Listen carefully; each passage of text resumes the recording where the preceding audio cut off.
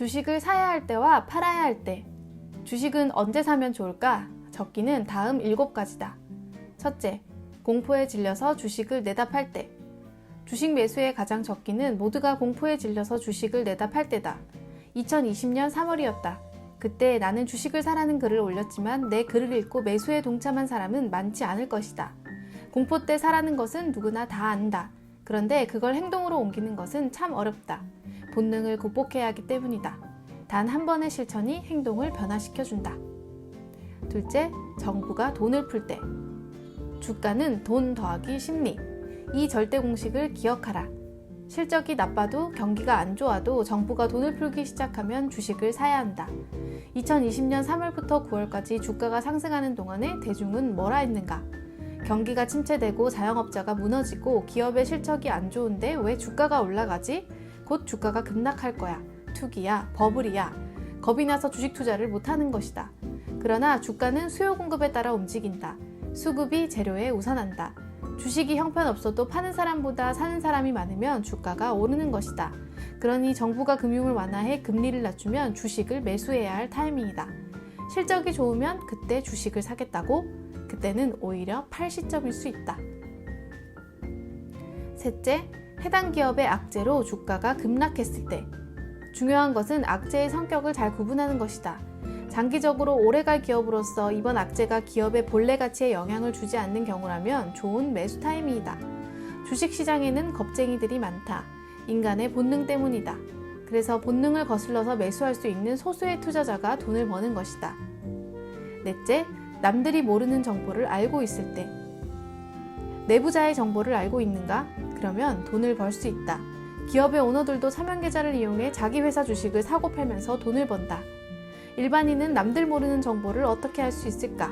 창의적인 생각이 필요하다는 것이다. 같은 뉴스라도 다르게 해석할 줄 알아야 한다. 그러려면 어떻게 해야 할까? 책을 많이 읽어야 한다. 워런 버핏은 독서 기계로 알려져 있다.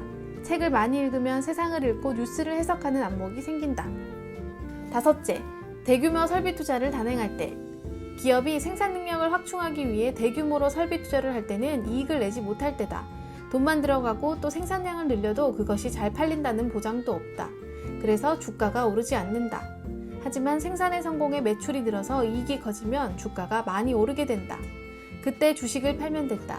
성장주 투자의 아버지라 할 수 있는 필립 피셔는 특히 그 시기에 매수하는 걸 좋아했다. 여섯째, 산업 사이클 흐름을 탈 때. 지금 4차 산업혁명이 진행 중이다. 난 5G 통신 장비주를 초기에 매수하여 많은 수익을 낼 수 있었다. PER, PBR, ROE 같은 수치에 너무 매달리지 말고 향후 성장성과 산업 사이클을 보고 투자해야 한다. 실적으로 확인되었을 때는 이미 팔고 나와야 할 시점이다. 일곱째, 기술적 분석으로 상승 종목을 포착했을 때. 고수들은 기술적으로 상승 종목을 찾아내는 저마다의 비법을 가지고 있다.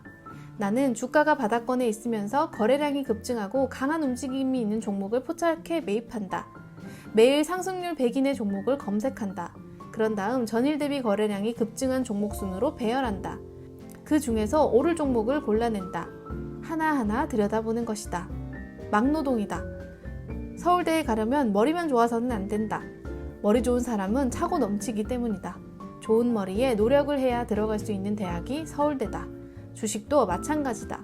머리만 좋아서 될 게 아니고 근면성도 필요하다. 주식을 팔아야 할 때. 주식을 살 때는 적정 주가보다 싸다고 판단되면 사서 기다리면 그만이다. 그런데 주가가 오르기 시작하면 고점에서 팔아야 하는데 어디가 고점인지 알 수 없기 때문이다. 고점은 지나야 그때가 고점이란 걸 확인한다. 주식 매도는 예술이다.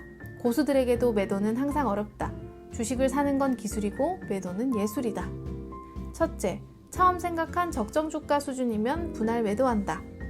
처음 생각했던 적정 주가 수준이면 3분의 1 정도를 먼저 판다. 그러면 보유한 주식에 대해서 조금은 더 객관적으로 판단할 수 있게 된다. 그러고 난 뒤에 나머지 보유분을 언제 더 팔지 계속 보유할지를 결정한다. 이것은 일본에서 투자의 신이라 불렸던 고레가와 긴조의 매도 방식이다. 둘째, 고점에서 대량의 거래가 이루어지고 장대 음봉이 발생하면 매도한다. 고점에서 대량의 거래가 이루어지고 장대 음봉이 나타나면 매도한다. 이러한 현상이 일어나는 것은 고점이 될 확률이 높기 때문이다. 그동안 주가를 끌어올렸던 주체의 보유 주식을 대량 처분할 때 나타나는 차트 모습이다. 셋째, 주가가 세 번째 전고점 돌파에 실패하면 매도한다. 이 방법도 책을 통해서 배운 것이다. 주가가 전고점 돌파를 시도하다가 세 번째에도 성공하지 못하고 실패한다면 그 가격대에 매물이 쌓이며 저항이 심하다는 걸 의미한다. 이후로 가격이 내려가는 경우가 많다. 넷째, 기대하던 뉴스가 나오면 매도한다. 어떤 호재가 발생할 것이란 기대감으로 주가가 오른 경우에 그 기대감이 현실화되면 오히려 주가가 하락하는 경우가 많다. 예를 들어보자. BTS 상장을 호재로 여타 엔터테인먼트주가 올랐다. 그러나 막상 BTS 상장날이 가까워오면 오히려 주가는 하락한다. 다섯째, 테마주는 대장주가 꺾이면 매도한다. 테마주는 대장주가 꺾이면 여타 테마주도 하락하는 경우가 많다. 따라서 대장주가 아닌 졸병 테마주를 가지고 있다면 대장주가 꺾일 때 같이 매도하는 편이 안전하다. 여섯째, 전체 장에 대한 판단이 서면 매도한다.